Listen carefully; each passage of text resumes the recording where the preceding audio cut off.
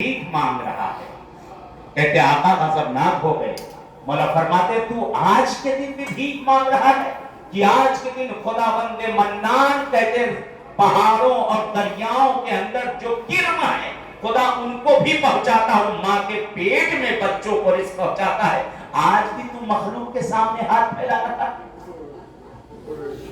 कल का दिन अरफे का दिन, कहते हैं अगर कल का दिन कोई जमीन पर गुजार दे, रवायतों में है कि हज मकबूला का सवाब है जो वहां पर जाकर हाजी ने छठे इमाम से हदीस है। कहते मौला की अपने एक सहाबी से मुलाकात में मौला ने फरमाया तू हज पे इस साल गया था?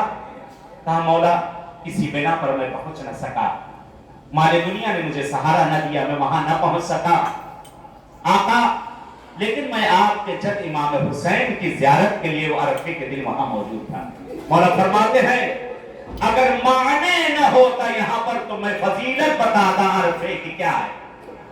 तू अरफा का दिन जो जमीन पर करके आ रहा है, अल्लाह ने तुझे वही अजर दिया है जो यौम अरफा मैदान अरफा में लोग मौजूद हैं। तुझे अल्लाह ने हज मकबूला का सवाब दिया।